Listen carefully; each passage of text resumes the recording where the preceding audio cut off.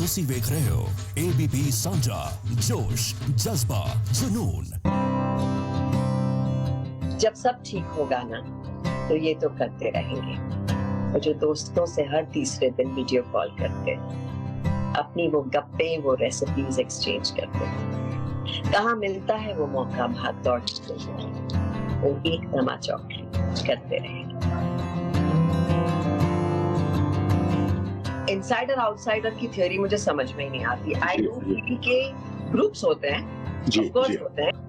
Irfan for me is again a very मैं was नहीं बोलूंगी, मुझे नहीं अच्छा लग रहा है वॉज बोलना किसी को।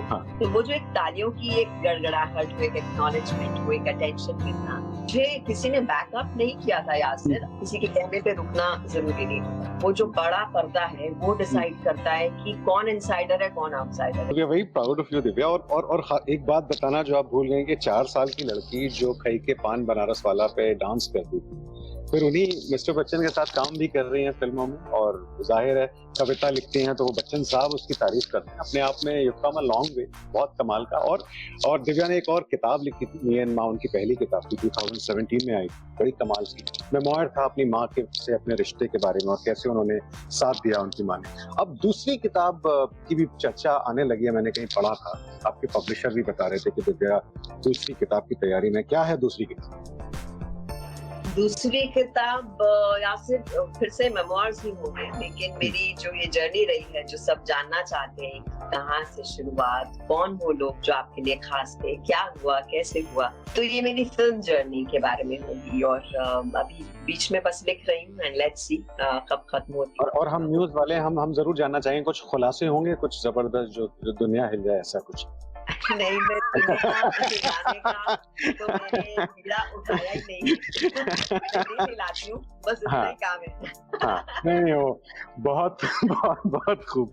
ये बच गई आप साफ है ना, बिल्कुल कंट्रोवर्सी में नहीं फंसना है मुझे, लेकिन कोई बात नहीं, हम जबरदस्ती फंसाएंगे। ये सब बातें सुन के, चूंकि आजकल हमारी पहले जब बात हुई थी तब तक ये हादसा नहीं हुआ था, ये कि कोई साथ होना चाहिए जब आपको रिजेक्शन मिली। सुशांत के साथ ये हादसा हुआ, सुशांत नहीं रहे। बड़ा अजीब लगता है सुन के कि जिस वक्त शायद वो गुजर रहे होंगे इन हालातों से, तो कोई था नहीं उनके साथ। आपकी मुलाकातें थी सुशांत से, आपके दोस्त रहे? जी, मेरे मित्र नहीं रहे हैं, लेकिन कुछ सोशल ओकेजन्स पे उनसे मुलाकात हुई, कुछ अवार्ड्स पे, और हम लोग फ्लाइट्स पे 2-3 बार एक साथ ही थे, और तब बात की, कम बात करते थे, वो शर्मीले से लड़के थे। तो ऐसे जो लोग होते हैं, मतलब मैं अपने दोस्तों से खुद ही बोल देती हूँ कि यार मैं अपसेट हूँ और मुझे सुनो। ऐसे लोगों के दोस्तों को आसपास शायद बेहतर मालूम होगा। वो जो उनके जो कुछ मैसेजेस सब पढ़ रहे थे, अपनी माँ को मिस कर रहे थे वो एंड ऑल दैट। तो ये तो रीडिंग बिटवीन लाइंस मुझे लगता है एक कंटिन्यूअस तौर पे करते रहना चाहिए। और लॉकडाउन के वक्त कोई अकेला हो तो जिंदगी आसान नहीं है यासिर अकेले रहने की। आप किससे बात करेंगे? एक वर्चुअल वर्ल्ड में भी अब हम ऐसे रूबरू हैं, लेकिन वो बात तो नहीं है कि मैं आपके सामने बैठ के कुछ एक कप चाय पीऊं और वो करूं। और एक दूसरा सवाल भी जो उठा है दिव्या, वो इसलिए भी आपसे पूछ रहा हूँ मैं कि ये जो आउटसाइडर और इनसाइडर की थ्योरीज आ रही हैं, सुशांत कहा जा रहा है बाहर से थे, आप भी एक छोटे शहर से आए, और किस तरह आई वो भी थोड़ा सा उस पर रोशनी डालिएगा। और क्या वाकई आज भी ऐसा है, वो डिवीजन है बरकरार के बाहर से जो लोग आते हैं उनको इससे गुजरना पड़ता है? अपने एक्सपीरियंसेस के हिसाब से कुछ बताएं। देखिए यासिर, मुझे ना ये नेपोटिज्म, मतलब हमने इसका इतना हुआ अभी बना दिया, मुझे तो ये वर्ड ही अब खराब लगने लगा है। वो जो इंसान गया है उसकी क्या जर्नी थी हमें मालूम ही नहीं है कि उनको क्या प्रॉब्लम थी। हम अपनी स्टोरी लेकर अपनी स्टोरीज लेकर, हाँ। आपको क्या पता कि इस वजह से गया? I think he was too strong a man to do this. Yes, I know. तो मुझे लगता है कि मतलब इनसाइडर आउटसाइडर की थ्योरी मुझे समझ में नहीं आती। आई डू फील के ग्रुप्स होते हैं, ऑफ कोर्स होते हैं, उनमें इनसाइडर भी होते हैं, आउटसाइडर भी होते हैं, लेकिन वो तो हर चीज में होते हैं, उसमें फिल्म इंडस्ट्री क्यों? मतलब अब मैं कहीं काम करती हूँ, मेरी कहीं पे दोस्तियां बन जाएंगी, या मैं एक्टर हूँ तो या मेरा भाई डॉक्टर है, वो कहेगा चल मेरा बेटा भी डॉक्टर बनेगा, तो उसमें मतलब इट्स जस्ट दैट वो एक जान पहचान होती है, जिससे आपके इनिशियल इनिशियल जो आपको ब्रेक्स मिलते हैं वो आसान हो जाते हैं, लेकिन अल्टीमेटली वो जो बड़ा पर्दा है वो डिसाइड करता है कि कौन इनसाइडर है कौन आउटसाइडर है, तो वहां पे सब लेवल आउट हो जाता है। तो आप जब आई थी आपकी जर्नी, तो वो स्टारडस्ट वाले टैलेंट हंट से मैं आई थी, लेकिन मुझे किसी ने बैकअप नहीं किया था Yasir. I would have also loved कि मैं शाहरुख के ऑपोजिट आती या सलमान के ऑपोजिट आती या कोई गॉडफादर सोचता कि दिव्या को कैसे लॉन्च करूं मैं, इसे कैसे ओवरनाइट स्टार बना दूं, लेकिन ठीक है वैसा नहीं था। हाँ, ऐसा हम लोग बाहर से थे तो मतलब ठीक है। हाँ, मुझे एक किसी और न्यू कमर की तरह जैसे सब आते हैं वैसे ट्रीट किया गया।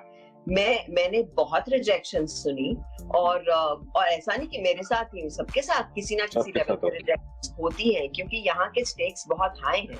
हर कोई एक्टर बनना चाहता है और कितने लोग हैं, तो उनमें से किसको कौन पसंद आता है, कौन किस रोल को सूट करता है, वो बड़े मापदंड होते हैं जिन्हें हम जनरलाइज नहीं कर सकते। लेकिन पॉइंट इसका ये है कि इन चीजों के साथ हमें जीना सीखना होगा। अपना सपोर्ट सिस्टम, अपनी पैडिंग, अपनी कुशनिंग इतनी स्ट्रॉन्ग करें कि ये चीजें आपके लिए मतलब बी ऑल एंड ऑल ना बन जाए, बस उतना ही। इरफान की क्या यादें हैं?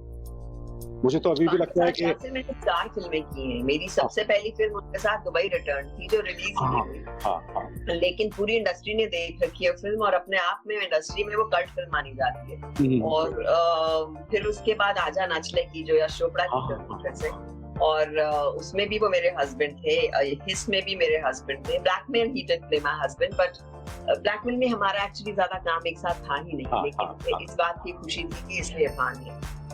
Irfan for me is again a very, मैं वॉज नहीं बोलूंगी, मुझे नहीं अच्छा लग रहा है वॉज बोलना किसी को, और मुझे लगता है कि बड़े शाय और जितने ही खूबसूरत उनकी आंखें जितना बोलती थी वो उतने ही शाय थे, और वो जो डिम्पल्ड स्माइल थी उनकी Yasir, that was to die for.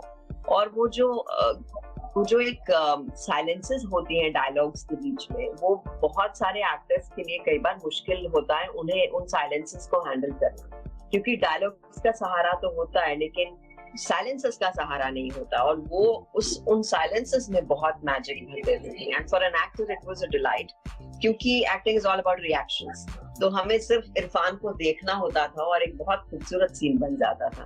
And उनका सेंस ऑफ ह्यूमर कमाल था, poker face sense of humour, subtle, and I do feel cinema में बहुत सारी ऐसी और फिल्में होती जहां इरफान की बहुत जरूरत थी, and he be terribly missed, but जो छोड़ के गए हैं वो एक लेगेसी से कम नहीं।